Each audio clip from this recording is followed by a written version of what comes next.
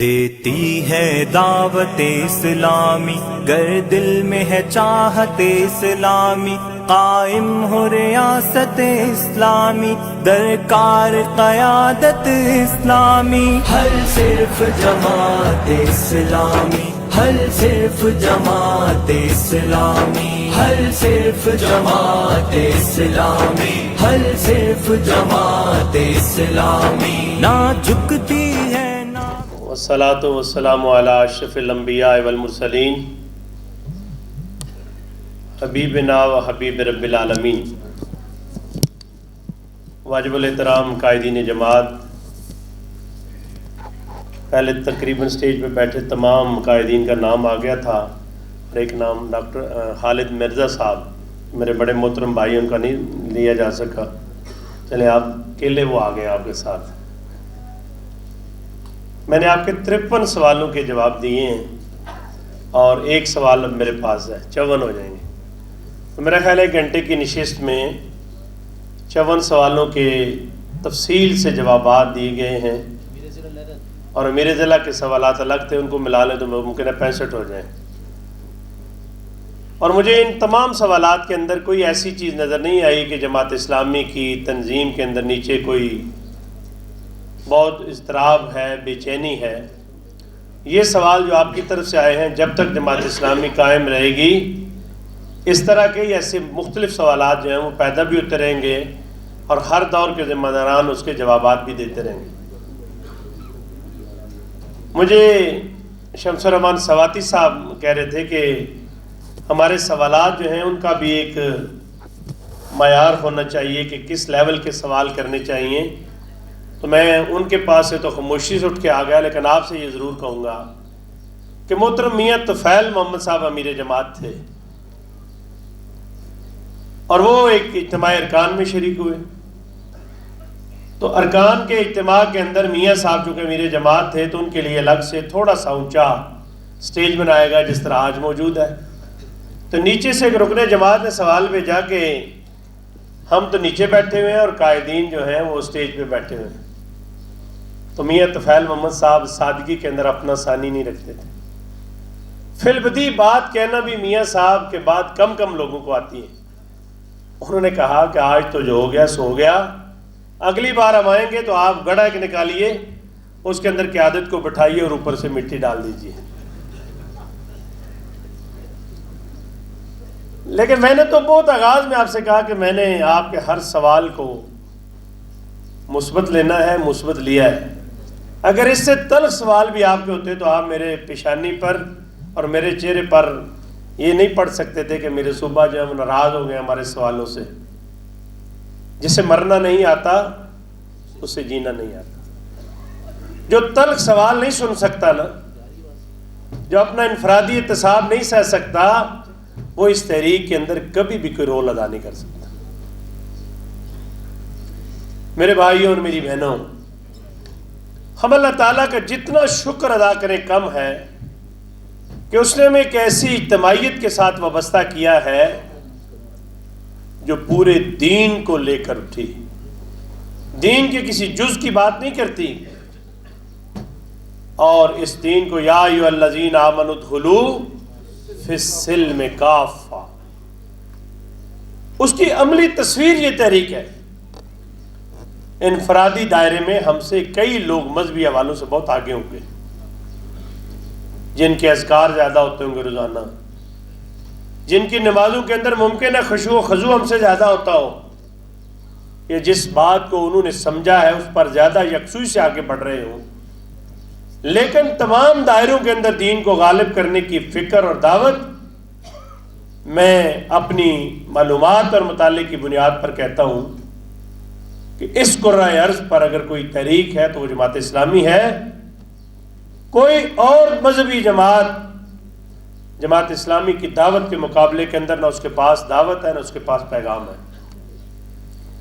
لیکن یہ دعوت اور پیغام کامیابی کی منازل جب طے کرے گا جب اس کا ایک ایک فرد یکسو ہو جائے، کامیابی کا پختہ یقین اسے ہو جائے، تیقن کی دولت سے مالا مال ہو،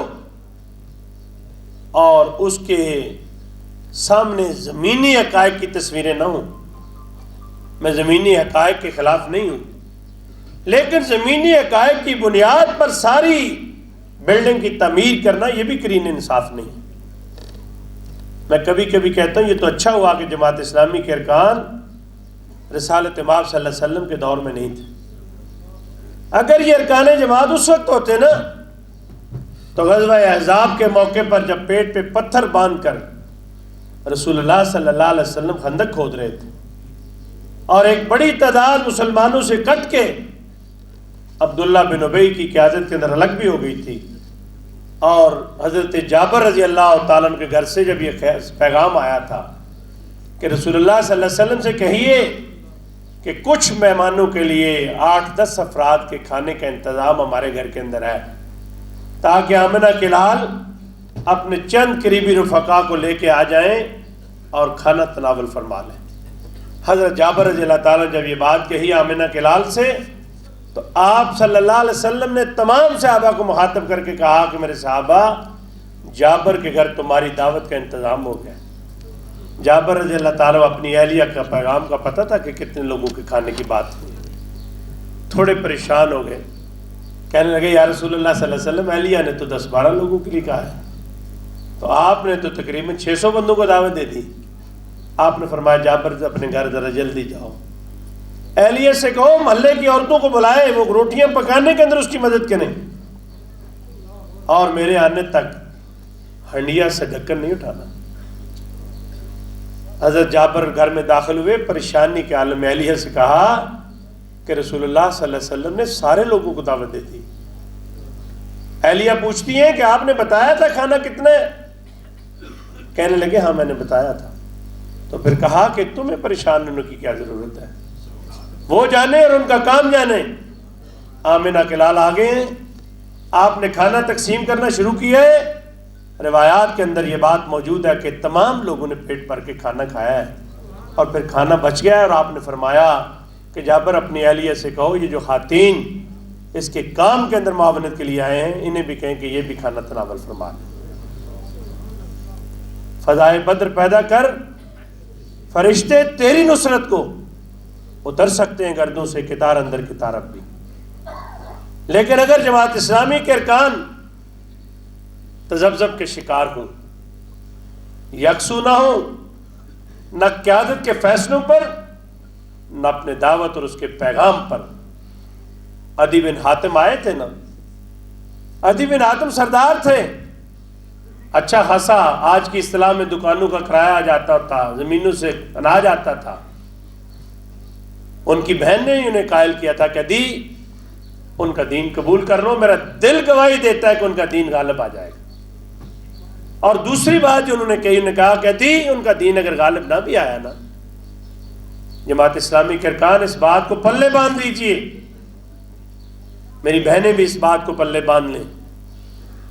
کہا عدی بن حاتم کی بہن نے کہ عدی وہ انسانوں کی قدر کرنا جانتے ہیں، ان کا دین غالب آئے گا، اگر غالب نہ بھی آیا تو انسانوں کی قدر کرنا جانتے ہیں.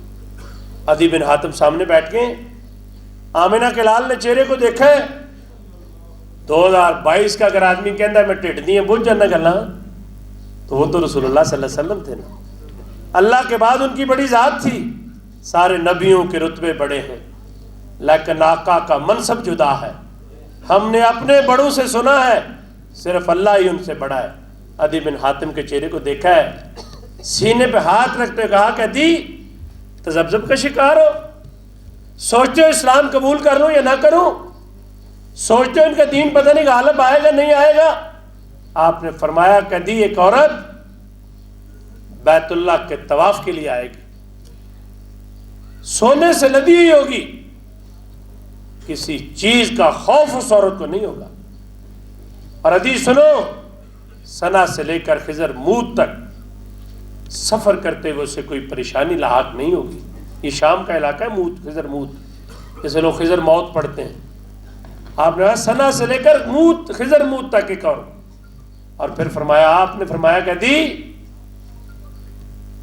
یہ جو روم ہے یہ بھی فتح ہو جائے گا، ایران بھی فتح ہو جائے گا.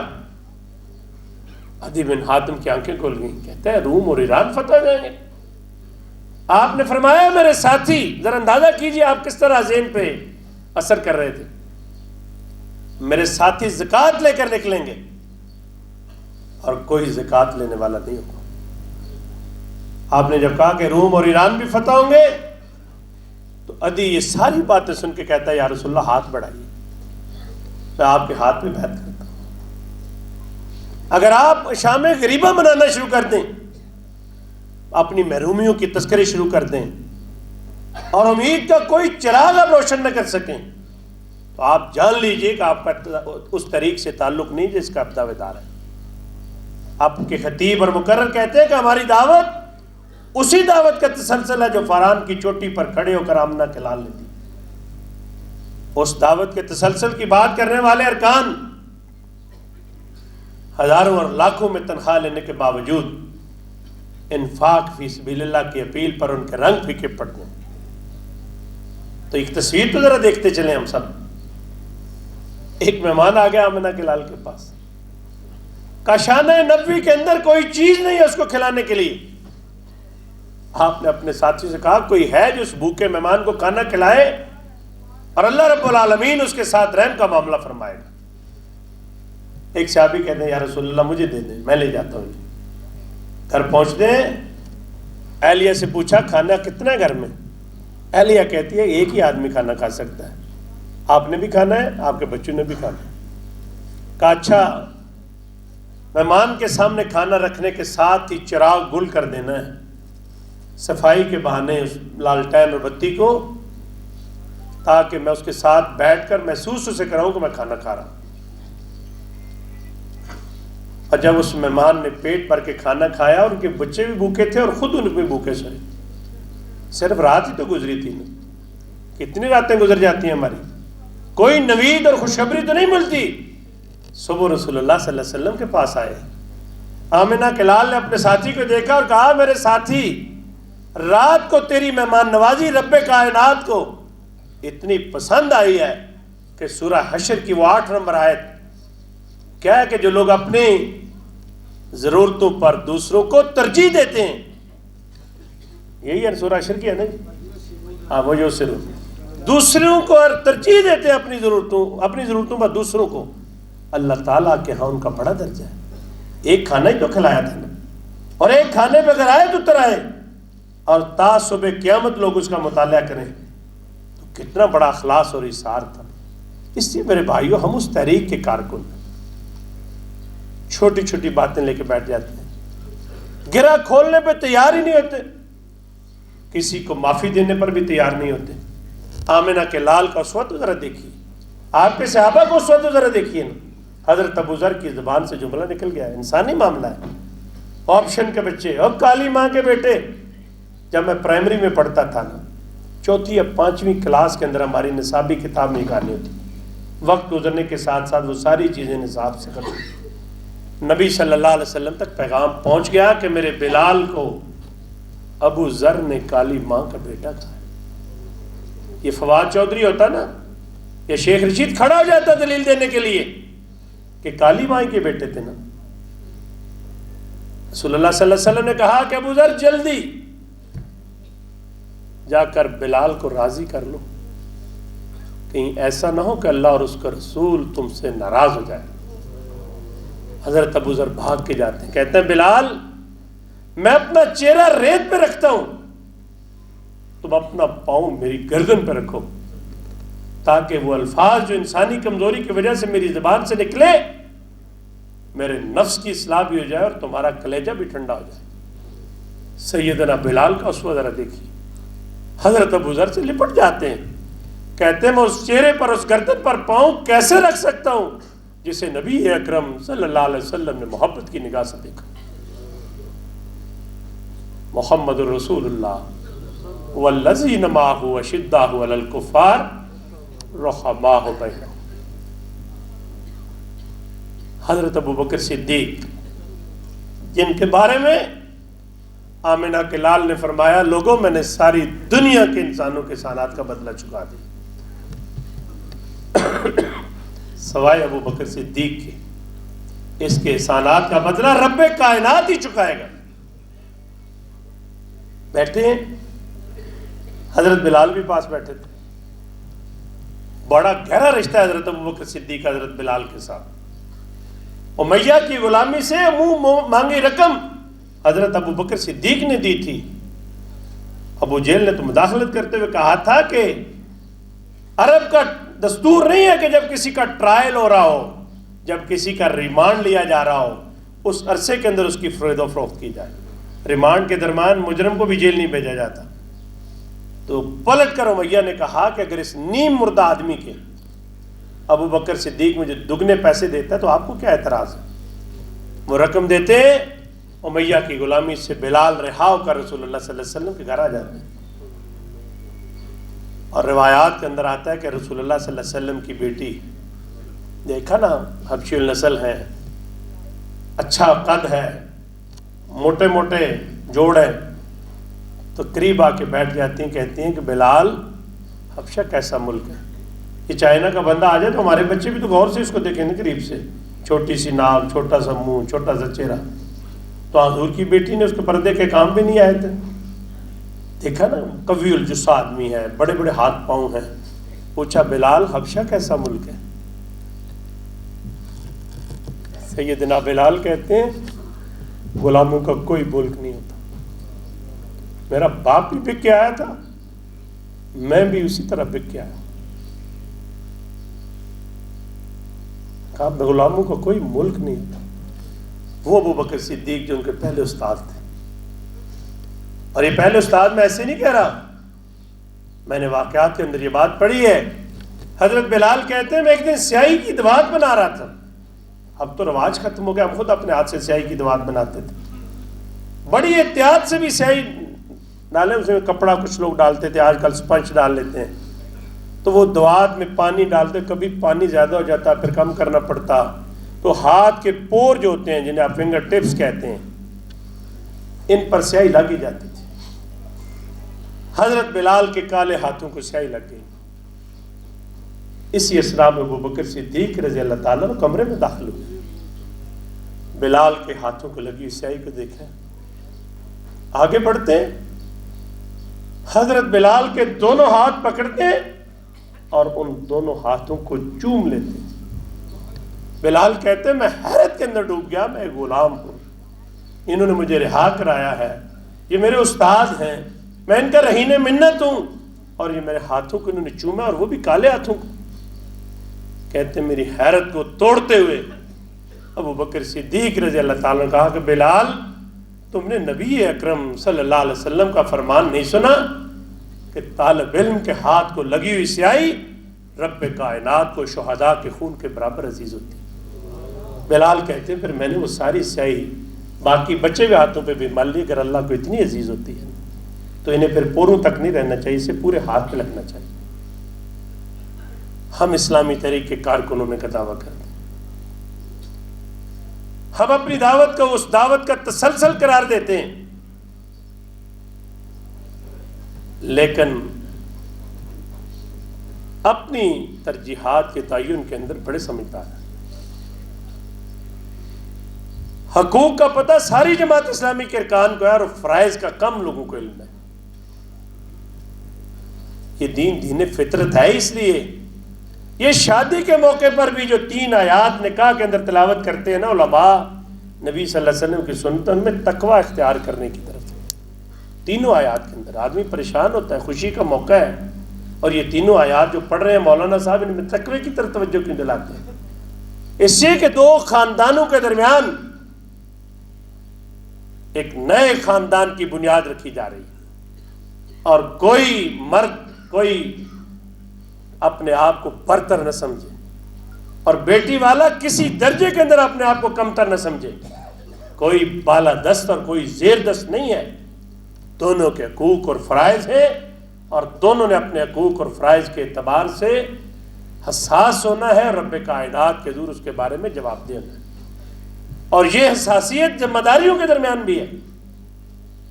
میں ایمانداری سے اللہ کے گھر میں کھڑے ہو کر آپ سے کہوں کہ جب کسی رکن کے بارے میں فیصلہ کرتا ہوں تو مجھے یہ نہیں ہوتا کہ سراج الاقصی مجھے پوچھیں گے, امیر العظیم نہ مجھے پوچھ لے، ایک رتی خوف میرے اندر ان کے بارے میں نہیں ہے، لیکن میں یہ جانتا ہوں کہ جتنی چاہے چرب زبانی سے میں کام لوں، جتنے خوبصورت الفاظ کا جامہ میں پہناؤں، میں نے اس حاکم الحاکمین کے سامنے کھڑا ہونا ہے جو دلوں کے راز جانتا ہے، جو سینے کے اندر روئے سے اٹھنے والے خیال سے واقف ہے، اور وہ دو ٹوک کہتا ہے وَخُسِّلَ مَا فِي الصُّدُورِ، جو راز تمہارے سینوں کے اندر چھپے ہیں ان رازوں سے واقف ہے۔ اس لیے میرے بھائی اور میری بہنوں، جتنی بڑی دعوت ہوتی ہے، جتنی بڑی ذمہ داری ہوتی ہے، اس کے تقاضے بھی اتنی زیادہ ہوتے ہیں۔ وہ ایک امام صاحب تھے نا، وہ پھسلن تھی، بارش ہوئی تھی، تو کسی بچے نے کہا، امام صاحب نے بچے کو کہا کہ بیٹا ذرا سنبھل کے چلنا، گر جاؤ۔ تو بچے نے کیا کہا تھا؟ اس نے کہا امام صاحب میری خیر ہے، میں گر بھی گیا تو فرد گرے گا، آپ گر گئے تو پوری امت جو ہے وہ گر جائے گی جس کی قیادت اور رہنمائی آپ کر دیں۔ اس لیے میرے بھائیوں، ذمہ داران کو بھی اپنی ذمہ داریوں کے حوالے سے پوری طرح آگاہ ہونا چاہیے کہ وہ ذمہ داری کے منصب پر ہیں، اور یہ بات جان لیجئے کہ اللہ تعالیٰ کسی فرد کو ذمہ داری، عہدہ اور منصب دے کر عزت نہیں دیتا، وہ ذمہ داریوں کا حق ادا کرنے والوں کو دنیا کے اندر عزت دیتا ہے۔ اسلامی حل صرف جماعت